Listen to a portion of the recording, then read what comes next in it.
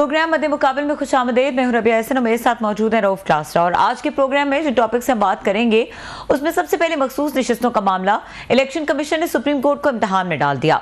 Case पर अधूरा अमल दरामद। PTI के 39 अरकान असम्बली का नोटिफिकेशन जारी। बैरिस्टर गोहर की चेयरमैनशिप से भी इनकार कर दिया गया। क्या हुकूमत अब अपना खेल शुरू कर रही है? इसके अलावा बात करेंगे मैनचेस्टर एयरपोर्ट पर पाकिस्तानी निजात बरतानवी फैमिली पर पुलिस का बदतरीन तशद्दुद, वीडियो वायरल। मकामी कम्युनिटी में इश्तियाल फैल गया। बरतानवी पुलिस शदीद तनकीद की लपेट में। हुकूमत ने एक्शन ले लिया। एयरपोर्ट पर असल वाकया क्या हुआ, कसूरवार कौन, जानेंगे लंदन से सीनियर सहाफी मुर्तजा अली शाह साहब। वो हमारे साथ प्रोग्राम में मौजूद होंगे हमारे साथ। इसके बाद हम बात करेंगे बानी पीटीआई ने अदलिया के साथ टक्कर ले ली। Supreme court Islamabad high court के चीफ जस्टिस पर अदम एतमाद का इजहार कर दिया। सुप्रीम कोर्ट कमेटी में चीफ जस्टिस काजी फाइजा के खिलाफ दरखास्त। जस्टिस आमिर फारूक को भी केसेस से अलहदा होने की इस्तदा। बानी पीटीआई का अदलिया के खिलाफ बयानिया कामयाब होगा, इसके ऊपर बात करेंगे। इसके अलावा बात करेंगे आईपीपीज ने सबका धुआं निकाल दिया। बिजली बिलों से बिजनेसमैन आम आदमी भी तंग। कैपेसिटी पेमेंट के चक्कर में अरबों की दिहाड़ियां लगाने वालों में हुकूमती इदारे भी मुलव्विस निकले।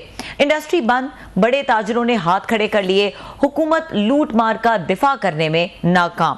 ये तमाम टॉपिक्स हैं जो हम आज के प्रोग्राम में शामिल करेंगे। क्लास साहब, स्टार्टिंग फ्रॉम ये उमर अयूब साहब ने आज बड़ी बात की है, जो इसमें चले बाकी तो सियासी स्टेटमेंट्स होते हैं, देते रहते हैं, कभी कोई देता है कभी कोई देता है, उसके ऊपर तो बात करते हैं। लेकिन ये जो मीर जाफर से ये एक सिपा सलार तक का सफर था, ये कुछ जरा अचानक से तय हो गया। ये कैसे हुआ? क्योंकि मुमकिनात में लग नहीं रहा कहीं से। खैर वो मीर जाफर और मीर सादिक का जो लेवल था वो मेरा ख्याल है जनरल बाजवा साहब को, लेकिन एक इंस्टीट्यूशन के उसका था। तो खैर उनसे ज़्यादा दुश्मनी तो अब उनकी इनसे पड़ चुकी है। बाजवा साहब वो बैकग्राउंड में चला गए क्योंकि पिछले को 1.5-2 साल से तो जनाब मुनीर साहब फ्रंट पे हैं। इंटरेस्टिंग एक चीज़ मैं थोड़ी सी आपके साथ शेयर करूँ। जो पाकिस्तानी हमारी लीडरशिप, मीडिया, हमारे कालम निगार, या सारे लोग एक चीज़ करते हैं। आप तमाम लोगों ने यूज़ उसको पढ़ा भी होगा, सुना भी होगा। एक लफ्ज़ है सिपा सलार। अब कहने को आर्मी चीफ भी कह सकते थे, कमांडर भी कह सकते थे, मतलब चीफ ऑफ आर्मी स्टाफ भी कह सकते थे, जनाब मुनीर साहब भी कह सकते थे। तो उमर अयूब साहब ने सिपा सलार क्यों कहा है? That's very interesting. एक आम आदमी इसके पीछे एक डेप्थ को नहीं समझेगा। इसके पीछे इसकी डेप्थ है। ये ऐसे नहीं है एक एक लफ्ज़ पे बड़ी मेहनत की जाती है कि आपने किसको किस तरीके के आपने उनको एड्रेस करना है। माजी में वो मतलब 2-4 दिन पहले की बात है जो उन्होंने जनाब मुनीर साहब के बारे में गुफ्तगू की है, या खान साहब ने या उन्होंने बुशरा साहिबा ने, वो भी आपने पढ़ ली होगी। उसमें उन्होंने कहा नहीं छोड़ूंगा, मैं किसी को नहीं बख्शूंगा, मैं ये कर दूंगा, वो कर दूंगा, सारी चीज़ें रिकॉर्ड हैं। आज 2-3 दिन बाद वो उमर अयूब साहब कहते हैं कि मुझे ना पार्टी चेयरमैन ने उन्होंने एक मैसेज दिया है और सिपा सलार जी कि हमें लड़ाया जा रहा है, कि हमें ये कहा जाए कि हमारे कोई फौज और पीटीआई जो है वो एक साथ है और अवाम को उनके सामने खड़ा किया जा रहा है, पीडीएम कर रही है। ये मैसेज है भाई, उन्होंने कहा सिपा सलार साहब के लिए इमरान खान साहब का मैसेज है। सिपा सलार का एक, क्योंकि हमारे यहाँ एक रिलीजियस इसका टच है हमारी हिस्ट्री में, इस्लामिक हिस्ट्री में। अब आप अगर देखें जितने भी वहाँ पे कमांडर्स रहे हैं वो अगेन खुलफाए राशिदीन से लेके ऑनवर्ड, तो उनके लिए हमेशा ये जो लफ्ज़ यूज़ होता है सिपा सलार ही यूज़ किया जाता होता है, जो कमांडर कहते हैं उसको वहाँ पे। तो पाकिस्तानी तारीख में अब उसी को आगे लेकर बढ़ते हैं, दरमियान वाली तारीख हम छोड़ देते हैं। जब भी किसी भी कोई जर्नल को पैम्पर करना हो, उसको फ्लैटल करना हो, उसको थोड़ी सी रिस्पेक्ट दिखानी हो, कोई अपना काम निकलवाना हो, ये मैं सिर्फ खान साहब की नहीं बात कर रहा, उमर अयूब साहब की। I am talking about all. ये जो लोग ये पाकिस्तानी पॉलिटिक्स को और मिलिट्री से और हमारी सिविल रिलेशनशिप को समझते हैं, वो पूरी अच्छी तरीके से बात को समझेंगे कि मैं क्या बात कहने की कोशिश कर रहा हूँ। कि उस वक्त आप फिर उनको आर्मी चीफ नहीं कहते, जनाब मुनीर नहीं कहते, या इस तरह आप फिर उनको सिपा सलार कहते हैं हर एक के बारे में। ये मीडिया भी यही कुछ करता है, ये खबरों में चलाएगा कि सिपा सलार ने ये कर दिया, या फिर उस कालम निगार ये सिपा सलार लिखेंगे, आर्मी चीफ नहीं लिखेंगे। इसी तरीके से यहाँ पे कोई टीवी शोज़ होंगे, पॉलिटिकल एनालिस्ट होंगे या डिफेंस एनालिस्ट होंगे, उसके लिए फिर हर कमांडर ये चाहता है कि मुझे सिपा सलार का फिर एक आपको एक रिलीजियस एक वो मिल जाती है, वैलिडेशन मिल जाती है कि आपको समझा जाता है कि मुस्लिम उम्मा का जो डिफेंडर है, जिसने डिफेंड करना है, जिसने क्रूसेड लड़नी है, सलीबी जंगें जिनको कहते होते, तो कमांडर जो है ना वो सिपा सलार है। इसका मतलब the country is in safe hands, कि हमारा सिपा सलार वो इंटैक्ट है। सो आप सिर्फ ये खान साहब का नहीं है, ये सारे के सारे पिछले जितने भी आर्मी चीफ रहे हैं उनके बारे में आप किसी वक्त जाएं गूगल करें तो आपको तकरीबन हर ये प्राइम मिनिस्टर कहता हुआ मिलेगा, हर वजीर कहता हुआ मिलेगा, जब तक सेम पेज है। जो सेम पेज ब्रेक होगा तो फिर मीर जाफर, मीर सादिक, और फिर उसके बाद नवाज शरीफ साहब जनरल मुशर्रफ साहब से नाराज़ हो गए थे, और भुट्टो साहब उससे जनरल जिया से थे, फॉर राइट रीज़न मैं ये नहीं कह रहा। और ये इमरान खान साहब जनरल बाजवा साहब से उसमें नाराज़ हो गए थे। सो खान साहब ने ये जो लफ्ज़ यूज़ किया ना सिपह सलार के लिए, मानी खेज है। यस, और जानबूझ के इसको मानी क्या हो सकते हैं? मानी What ये can be the probable, what is the actual message? जो आप एक्चुअल मैसेज अब दो तीन चीज़ें हैं। खान साहब मुसलसल मुख्तलिफ उन्होंने मेथड अप्लाई किए हैं टू स्ट्राइक कोई बारगेन, कोई डील विद कोई जनरल आसिम, और इसके लिए उन्होंने माजी में बहुत सारे वो उसको क्या कहते हैं कि उन्होंने कुछ हिंट्स भी ड्रॉप किए। कोई उन्होंने एक उसमें कहते हैं ना कोई आगे CBM करने की भी कोशिश की, ये कॉन्फिडेंस ये बिल्डिंग मैयस करने की भी कोशिश की। रिस्पांस वहाँ से नहीं आ रहा, जिसका एक बैकग्राउंड है। मतलब 2-3 दिन पहले खान साहब ने सख्त बात की, उन्होंने कहा कि इनको मैंने क्योंकि वहाँ से DGISI के अहदे से हटाया था, इन्होंने मेरी बेगम से, बुशरा साहब से, मतलब उन्होंने भी इनकी सिफारिश नहीं की, लिहाजा इसके बाद ये नाराज़ हो गए। दैट्स व्हाट ही सेड, आपने मतलब उनका होगा और मैं नहीं छोड़ूंगा बला बला जी। आज वो उन्हीं को सिपह सलार कह के वो कह रहे हैं। मेरा ये कहना है या मानना है थोड़ा सा कि खान साहब ने जनरल आसिम मुनीर साहब को बकायदा ये डिलीवर किया है PML नवाज को, इफ़ यू आस्क मी। बड़ी मेहनत की है उन्होंने इस काम के लिए, जिसको अब उन्हें एहसास हो रहा है कि भाई साहब ये मैंने क्या किया है, कि मैं क्यों इस फड्डे में पड़ गया था, मुझे थोड़ा सा दूर रहना चाहिए था। खान साहब को जो एक उसमें मेरा ख्याल फला था, ट्रेजिक फला मस से, कि इन्होंने जो मिलिट्री के अंदर के एक टग ऑफ वार थी जो नज़र आ रही थी, ऑब्वियस थी उस वक्त, ये उसका हिस्सा बने। जो भी मतलब बाकी प्राइम मिनिस्टर कभी नहीं बने, आप नोट करें, या जिन्होंने बनने की कोशिश भी की उनके लिए कोई नतायज अच्छे नहीं निकले। अगर आप देखें माजी की अगर बात कह रहे हैं, मैं चला नाम नहीं लेना चाहता, लेकिन खान साहब उसमें हिस्सा बने, लॉन्ग मार्चेस किए इन्होंने, मतलब समरी उनको गई थी, ये याद होगा आरिफ अलवी साहब के पास गई थी, इन्होंने जी पहले आप इधर आएंगे, हम खेलेंगे इस पे समरी पे, खान साहब का बयान है। फिर वो जमान पार्क जो था वहाँ पर उन्होंने समरी लेकर आए, मैं अप्रूवल दूंगा। सो खान साहब उस वक्त इनको रोकने के लिए पूरी एफर्ट्स कर रहे थे जनरल आसिम मुनीर को। अब ऑलरेडी एक बैकग्राउंड था इसका, DGISI के अहदे से उनको हटाया हुआ था आपने। फिर आपका एक आपने मतलब उसके उन्होंने आके आपको अपने सपाउस के हवाले से बातें भी की हुई थी, आपको गुस्सा भी था जी प्राइम मिनिस्टर की फैमिली को कैसे कोई आके DGISI जो है वो कह सकता है कि वो उसमें इन्वॉल्व हैं, जनाब उस इरेगुलरिटीज़ में इन्वॉल्व हैं, तोहफे ले रहे हैं, तहफ़ ले रहे हैं, मलिक रियाज साहब हैं, फलाने इनको रोकें, आपके लिए मसला बनेगा। तो खान साहब नाराज़ थे। अब खान साहब नहीं चाहते थे कि जिस बंदे को मैंने हटाया वो आर्मी चीफ बने। सो मतलब ना चाहते हुए इतनी खान साहब के अंदर वो नहीं है कि इतनी मैं मतलब लफ्ज़ वो थोड़ा सा कोई सख्त ना हो जाए, इतनी मैच्योरिटी भी नहीं है कि वो इन चीज़ों से अपने आप को दूर रखते हैं कि भाई सब past is a past, if he is coming as a journal, तो मुझे अपना उनके साथ कि मुझे उनके साथ वो नहीं करना चाहिए, कोई तलो ख़राब नहीं करना चाहिए। कल को फिर हमने भी पावर में आना है, पावर से नहीं कर। मेरा मसला जनरल उसके साथ था, बाजवा के साथ, नए जनरल के साथ मैंने अपने आप को उनको दुश्मनी पर अंगेज नहीं करना, बट वो अंगेज हुए। और ये खान साहब की आदत है, हालांकि वो फास्ट बॉलर रहे हैं, तो अभी आदत उन्होंने बदल ली है या हुआ वो वेल लेफ्ट पे बिलीव नहीं रखते।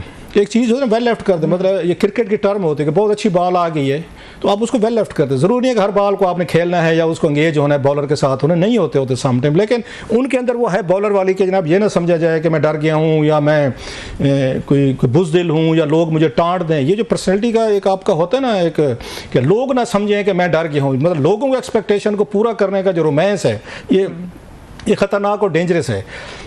सो खान साहब उनकी तवक्कुआत पूरी करते करते एंगेज हुए और फिर अपने आप को डिसएंगेज नहीं कर सके। मतलब अगर उनके माजी के इंटरव्यूज़ उठा के देखें, उन्होंने BBC को इंटरव्यू में कहा था एक दफ़ा बैठे थे कि इस मुल्क जो भी ये क्यास है, गलत हो रहा है, सब कुछ ठीक हो रहा है, इसके जिम्मेदार आसिम नहीं रहे। सो माजी में इतना कुछ वो कह चुके हैं कि अब उसको रिवर्स करना मुश्किल हो गया उनके लिए। आज उन्होंने एक ड्रॉप किया है, ये एक मैसेज ड्रॉप किया है जनाब कि ये देखें अवाम और हमारे दरमियान ये भाई आपको आने ही नहीं देना चाहिए था। अगर आज ये नवाज शरीफ साहब, जरदारी साहब इसमें बैठे हैं ना ये पावर में, या मरियम साहबा बैठी हैं या उस शहबाज शरीफ साहब, मानेंगे नहीं उनके हामी, वो मानते तो हैं नहीं माशाल्लाह। इसके जिम्मेदार खान साहब खुद हैं, ये इन्हीं की वजह से पावर में आए हैं। और जब इमरान खान साहब पावर में आए थे वो उनकी वजह से आए थे, नवाज शरीफ साहब की और उनकी वजह से, उसमें जरदारी साहब के फेलियर्स की वजह से आए थे। वो भी तो अभी अच्छा वो भी फटे उन्होंने भी लिए थे। कह रहे हैं कि इलेक्शन होने वाले हैं।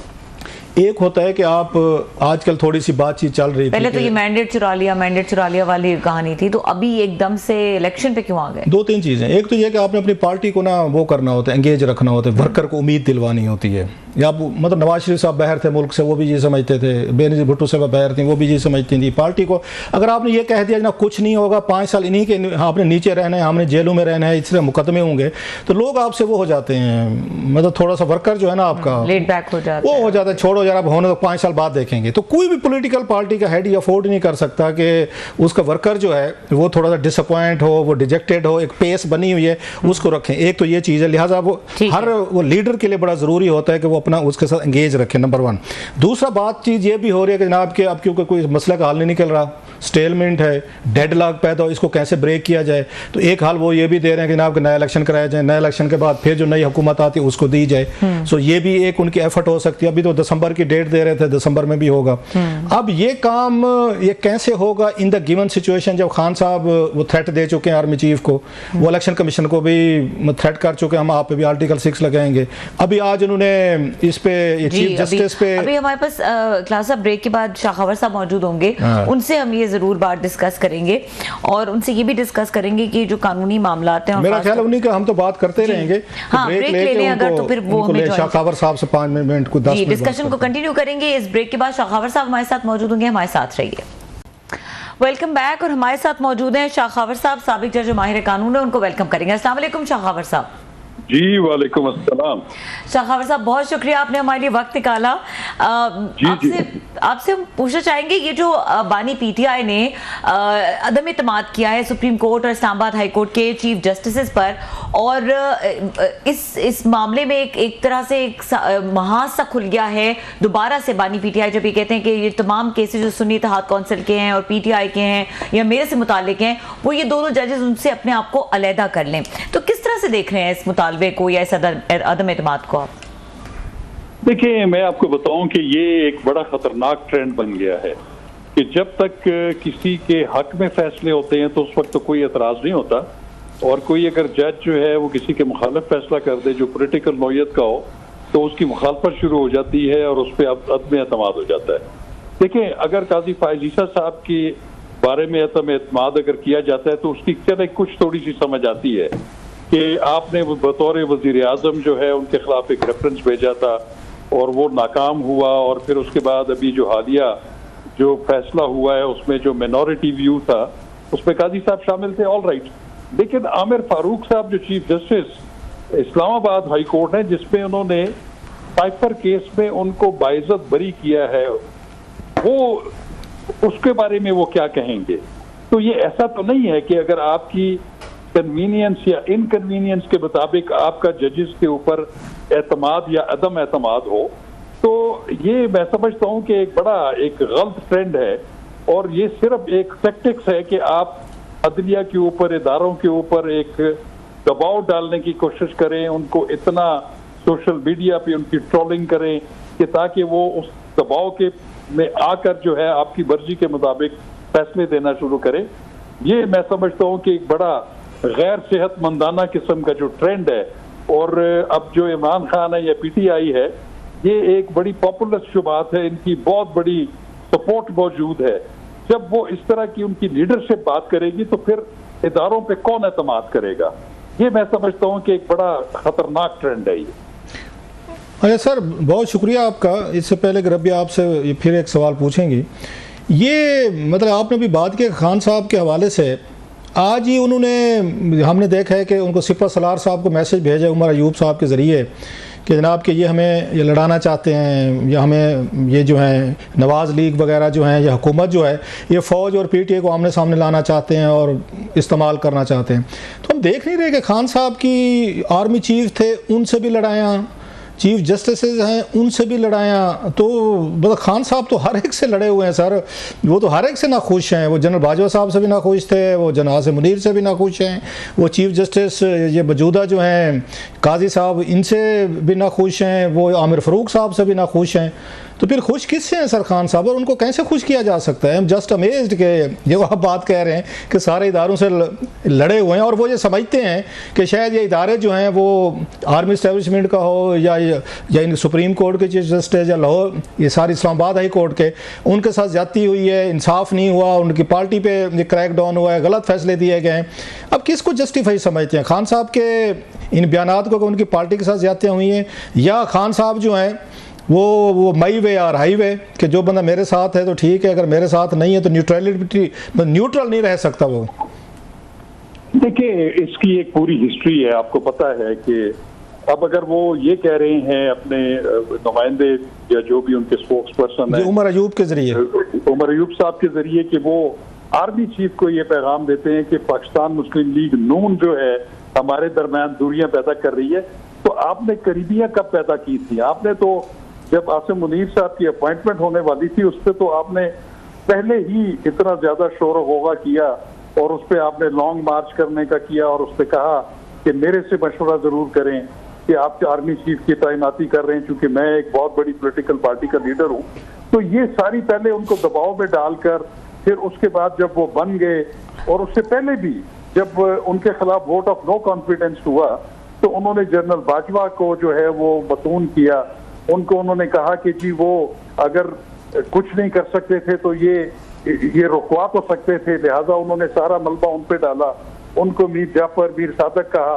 तो ये हर इदारे के ऊपर, हर इदारे के सरबराह के ऊपर इस तरीके से चढ़ाई कर देना और उसके बारे में बुरे अल्फाज इस्तेमाल करना, और फिर आपका सोशल मीडिया टीम उसकी जो है उसके खिलाफ एक पूरी कैंपेन शुरू कर देती है।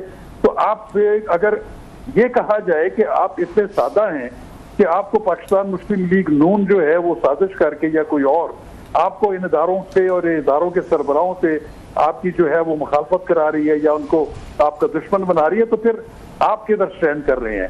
तो मैं समझता हूँ कि बड़ी कंफ्यूजिंग किस्म की ये स्टांसेज हैं।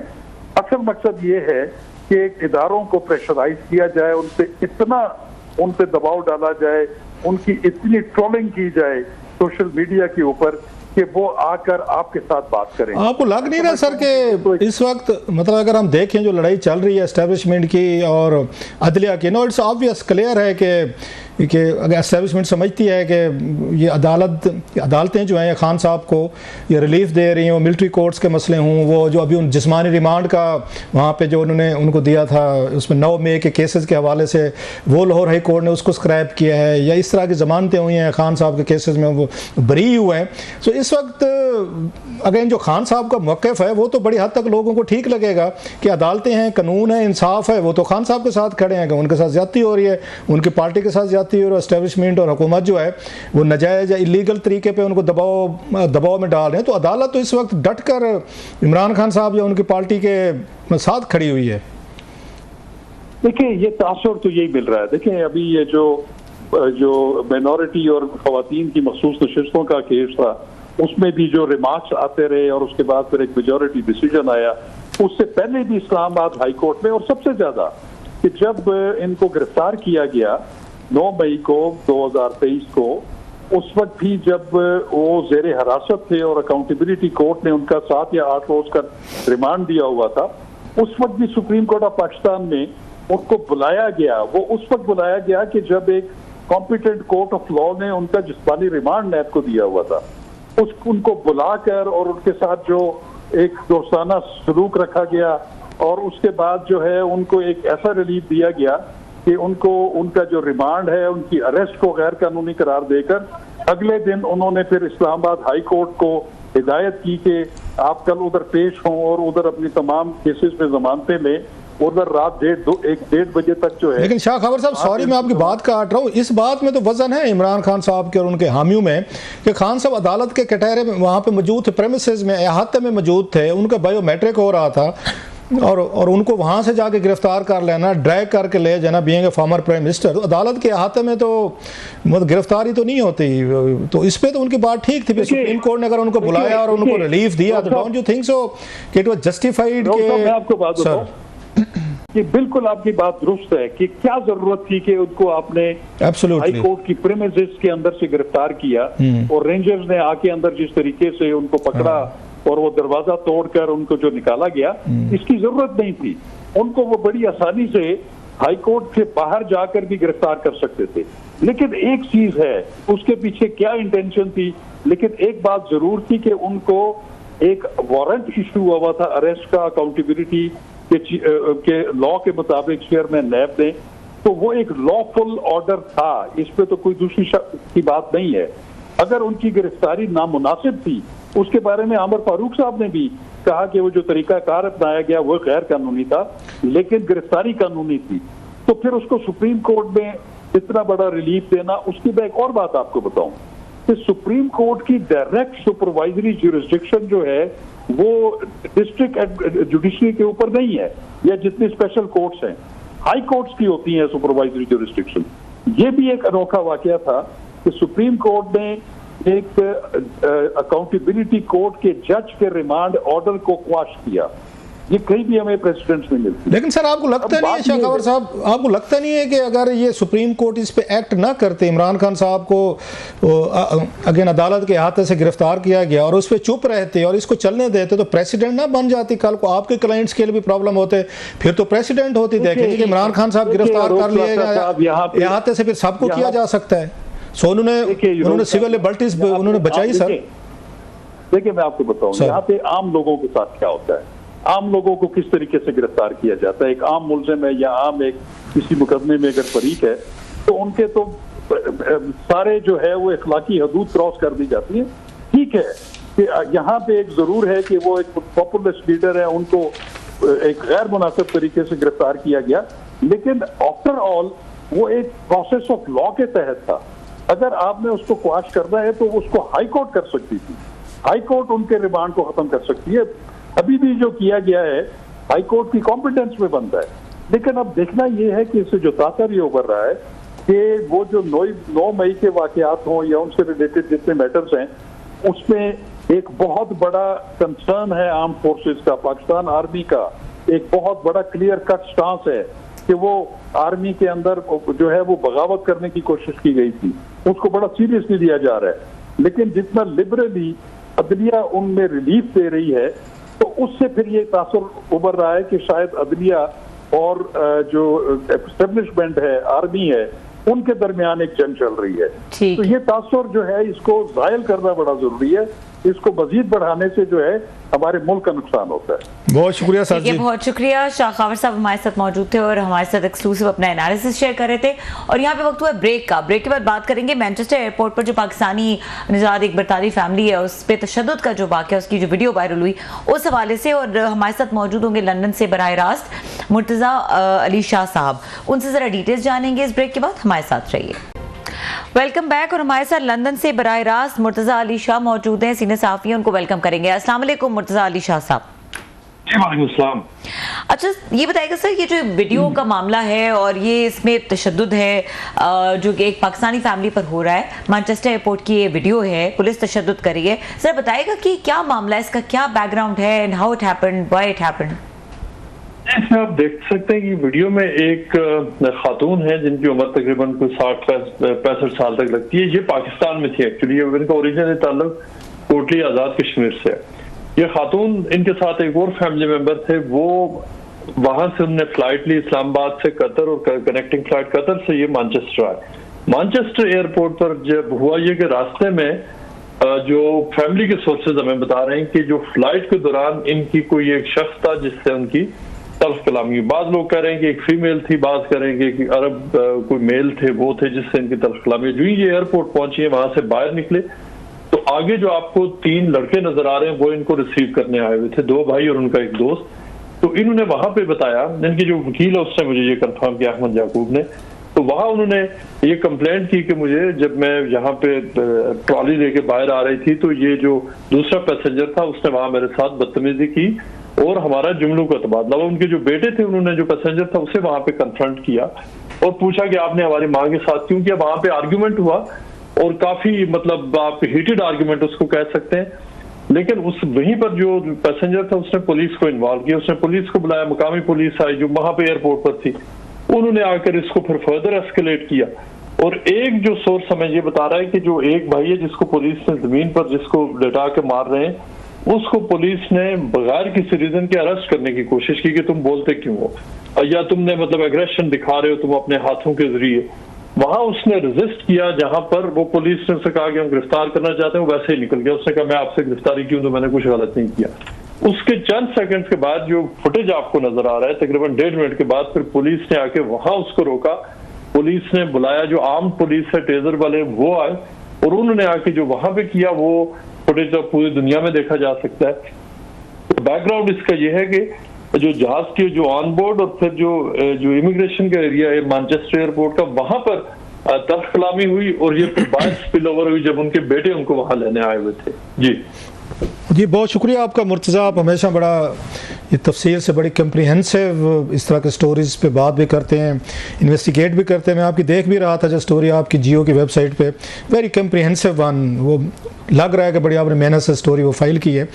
तो ये इतना मतलब यूजुअली तौर पर ये हमारे जैसे मुल्कों में तो बड़ी कॉमन सी बात समझी जाती है, और हमारे यहाँ बड़ा एक फैशन है हर बात पे कहना, देखें जी यूरोप में ऐसे नहीं होता, यूके में ऐसे नहीं होता, वहाँ की पुलिस देखें, वहाँ पे इदारे देखें, वो तो बड़े ह्यूमन फ्रेंडली हैं। ये हमें टांट किया जाता है ये बताने के लिए कि आप भी उसी तरह इंसानों की तरह बिहेव करें यहाँ पे। तो इस तरह का सलूक जो सामने आया, इससे पहले भी कोई इस तरह के वाक़यात हो, because everybody shocked, even Britain के खुद लोग जो हैं वो बड़े डिस्टर्ब हैं। वो वीडियो बड़ी वायरल हुई है पूरी दुनिया से, क्योंकि यूके को समझा जाता है कि वहाँ पे ह्यूमन राइट्स या पर्सनल यहाँ लिबर्टीज़ या वहाँ पे एक अच्छा रवैया रखना पुलिस का बड़ा अप्रिशिएट होता है हमेशा। तो आपकी दफ़ा इतना रिएक्शन क्यों आया इतना शिद्दत से? वो कहते हैं शायद उन्होंने मारा है, कोई लेडी पुलिस अफसर थी, उनका भी नोज़ वगैरह तोड़ा है उन्होंने, तो उनको भी अगेन जख्मी किया, लिहाजा इतना ज्यादा रिएक्शन है। So what is the story sir, कि इस तरह हुआ है, कोई इन्होंने भी मारा है उनको? आपने 3 यहाँ पे एक्चुअली सवाल पूछे। नंबर 1 ये कि क्या लेडी पुलिस ऑफिसर को मारा, अभी तक इस बारे में पुलिस ने ये, आपको 2 बातें याद रखिएगा। देखिए पुलिस ने जो इनिशियली दावा, पुलिस ने कहा कि हमारे 3 ऑफिसर के उन्होंने जख्मी कर दिया, फिर वो 3 छोड़ के उन्होंने कहा सिर्फ एक फीमेल ऑफिसर को जख्मी किया। उसके लिए अगर हुआ है तो पुलिस को अब अपना फुटेज रिलीज करना पड़ेगा जिसमें वो दिखाएंगे जो वो फीमेल थी उनको उन्होंने मारा है। नंबर 1 वो पुलिस ने अभी तक फुटेज रिलीज नहीं किया और बहुत ज्यादा डाउट्स है। अगर तो उन्होंने, आप फर्ज करें कि पुलिस ऑफिसर को मारा था, तो वो उनको चार्ज करे। अभी तक पुलिस ने उनको इसमें चार्ज नहीं किया, उनको अरेस्ट करते तरीके से उनको चार्ज करते और उनको जेल में डालते।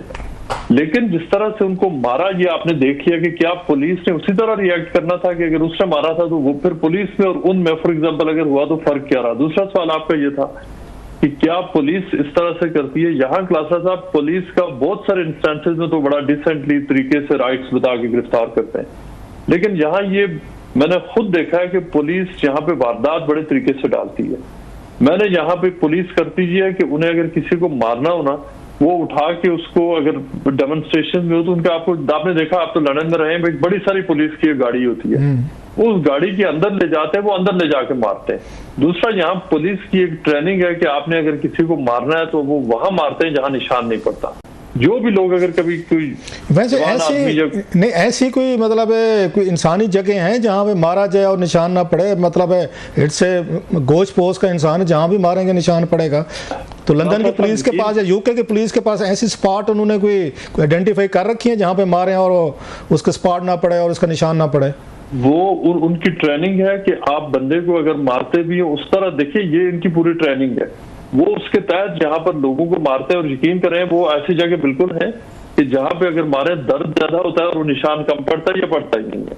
मतलब वो डायरेक्टली आपके मुक्का नहीं मारेंगे कि एकदम ब्लीडिंग शुरू हो जाए जिस तरह हमारे यहाँ पड़ जाती है, या ऐसी जगह पे विजिबल जहां मार्क आ जाए वो उसके अलावा करते हैं। अच्छा, आपने अपनी इसमें लिखा है स्टोरी में कि उनको जब पकड़ा गया, पकड़ कर लेकर जा रहे थे थाने में या अपने पुलिस स्टेशन में, तो रास्ते में उनको वैन में भी मारा गया है इनको, ये लड़कों को वहां पर। वो ये कह रहे हैं कि जो जिस जगह से पुलिस ने उनको अरेस्ट किया, एयरपोर्ट से जिस पुलिस स्टेशन ले गए, तकरीबन 30 से 35 मिनट का वो रास्ता था। उनके कजन ने मुझे बताया कि उन्होंने, चूंकि उनको वकीलों ने दोनों भाइयों को कहा और जो फादर है कि आप बात नहीं करेंगे, उन्होंने बताया कि उन्होंने हमें घर आके बताया कि रास्ते में भी पुलिस ने उनको टॉर्चर किया, रास्ते में भी उनको। रिएक्शन क्या आ रहा है यूके में? साफ ज़ाहिर है इट्स अ बिग ब्लो। वो तो यूके उनके लिए, यूके के लिए बहुत बड़ा, ये मेरा ख्याल है इट्स अ बिग इशू जो पूरी दुनिया में मैसेजिंग गई है। तो वहाँ रिएक्शन क्या है? प्राइम मिनिस्टर साहब का क्या है, मेयर का क्या है, लोग बाहर निकले हैं? वो मैं आपके ट्वीट देख रहा था कि लोग वहाँ इकट्ठे हुए हैं थाने में। सर उसका बताएंगे कोई रिएक्शन क्या रहा? साहब रिएक्शन कल जब से ये फुटेज निकला और अब तक यानी यूके की तारीख के वन ऑफ दो शॉक। देखें, असल जो आपका सवाल था ना कि क्या पुलिस ऐसे बिहेव करती बिल्कुल है, लेकिन फुटेज नहीं बनता था। अब की बात पुलिस का फुटेज बन गया है, फुटेज में ये पकड़े गए। और रिएक्शन ये है कि जब से ये फुटेज सामने आए इस वक्त तक ये यूके की सबसे बड़ी खबर है। As we speak right now, जो मैनचेस्टर में इस वक्त भी जो एंटी रेसिस्ट कैंपेनर्स है वो एक बहुत बड़ा डेमोन्स्ट्रेशन वहां पे कर रहे हैं। 1000 से ज्यादा वहां बंदा मौजूद है। कल जुमे के बाद वहां पे मैनचेस्टर में और रॉचडेल में वहां पे बड़े बड़े इज्तिमात हो रहे हैं। पूरे यूके से वहां कैंपेनर्स वहां पे पहुंच रहे हैं, क्योंकि पुलिस के ऊपर लोगों को शक तो था कि देखें ये पुलिस से मारा भी है। और सवाल ये उठाया जा रहा है कि क्या ये लड़के अगर व्हाइट होते, इंग्लिश होते, उनको इस तरह से पुलिस मारती? बिल्कुल ना मारती। तो एक रेसिस्ट और इस्लामोफोबिक एलिमेंट बहुत इसमें प्रोमिनेंट है कि पुलिस का जो है ना वो देखे जो मारने वाले व्हाइट हैं, जिनको मार पड़ रही है, जो शक्ल से मुसलमान लग रहे, तो ये वाला भी एक एलिमेंट है। पूरे बरतानिया में एक शॉक है और पूरा मीडिया इसको कवर कर रहा है। और पूरी अच्छा मसला ये हुआ कि ये जो फुटेज यहाँ से निकला इसके ऊपर पूरी दुनिया में स्टोरीज हो रही है। ठीक है, पूरी दुनिया का मीडिया इसको कवर कर रहा है। हम इसको फॉलो करते रहेंगे, अगले हफ्ते आपसे फिर इस पे बात करेंगे। Thank you very much for joining us. बहुत शुक्रिया। मुर्तजा अली शाह साहब हमारे से लंदन से बराह रास्त मौजूद थे और यहाँ वक्त हुआ है प्रोग्राम खत्म करने का। देखने के लिए शुक्रिया, इजाजत दीजिए, अल्लाह हाफिज।